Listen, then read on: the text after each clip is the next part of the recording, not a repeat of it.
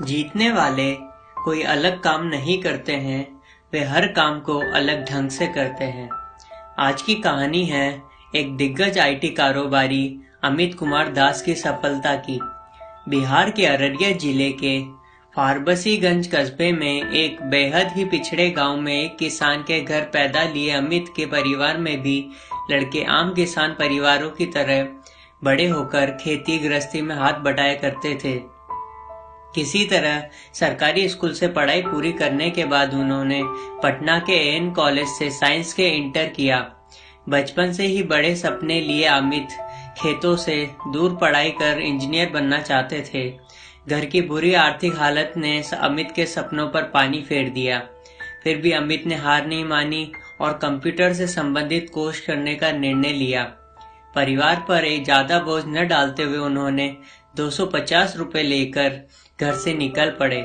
आम लोगों की तरह बड़े बड़े सपने संजोए अमित ने देश की राजधानी दिल्ली का रुख किया। जेब में पड़े 250 रुपए अनजान शहर की महंगाई के सामने ज्यादा दिन नहीं टिक सके और फिर उसे 2 वक्त की रोटी के लिए दर दर की ठोकरें खानी पड़ी।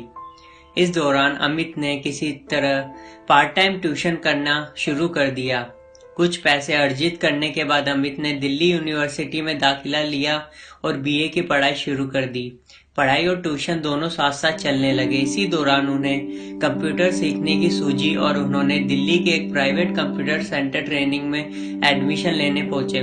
सेंटर पर रिसेप्शनिस्ट ने उन्हें अंग्रेजी में सवाल पूछे, लेकिन वो उसका जवाब नहीं दे पाए और रिसेप्शनिस्ट ने उन्हें एडमिशन देने से मना कर दिया। अमित को बेहद दुख हुआ और उन्होंने निश्चय किया कि वह अंग्रेजी सीखकर इसमें महारत हासिल करेंगे। उन्होंने बिना देर किए 3 महीने का इंग्लिश स्पीकिंग कोर्स किया और फर्राटेदार इंग्लिश बोलने लगे। नए और मजबूत आत्मबल के साथ उन्होंने फिर से उस कोचिंग में दाखिला लिया और 6 महीने के अंदर कंप्यूटर कोर्स में टॉप कर लिया।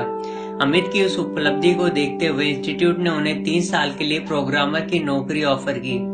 अमित के अच्छे प्रदर्शन की बदौलत इंस्टीट्यूट ने उन्हें फैकल्टी के तौर पर नियुक्त किया और 500 रुपए प्रति माह सैलरी देने का वादा किया, लेकिन उन्हें इसकी परवाह नहीं थी।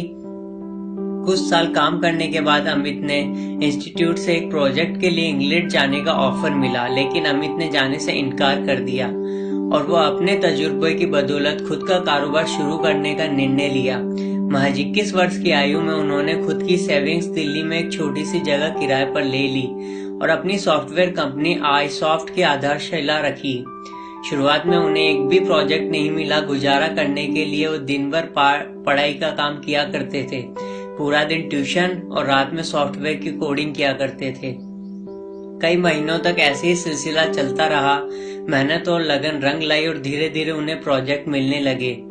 कुछ दिन तक कंपनी चलने के बाद अमित ने आयरसिस नामक एक सॉफ्टवेयर डेवलप किया और उन्हें ऑस्ट्रेलिया में एक सॉफ्टवेयर फेयर में जाने का मौका मिला। इस अवसर से प्रेरित होकर उन्होंने अपनी कंपनी को सिडनी ले जाने का फैसला किया और फिर iSoft software technology and multinational company बन गई। अपने संघर्ष के दिनों को याद करते हुए अमित बताते हैं कि लैपटॉप खरीदने के पैसे नहीं थे, इसलिए क्लाइंट्स को अपने सॉफ्टवेयर दिखाने के लिए वे पब्लिक बसों में अपना सीपीयू साथ ले जाया करते थे। आज इस कंपनी के बैनर तले हजारों कर्मचारी दुनिया भर में काम करते हैं और लगभग 500 करोड़ के सालाना टर्नओवर के साथ इस कंपनी का ऑफिस सिडनी के अलावा दुबई, दिल्ली और पटना में भी स्थित है।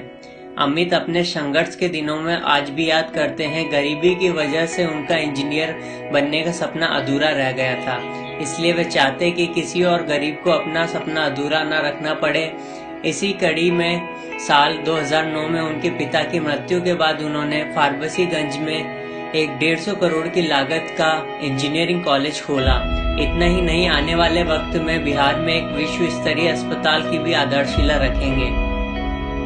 ये कहानी आपको कैसे लगी, आप हमें कमेंट्स करके बता सकते हैं और हम रोज एक नई मोटिवेशनल वीडियो के साथ आते हैं, तो सब्सक्राइब करना ना भूलें।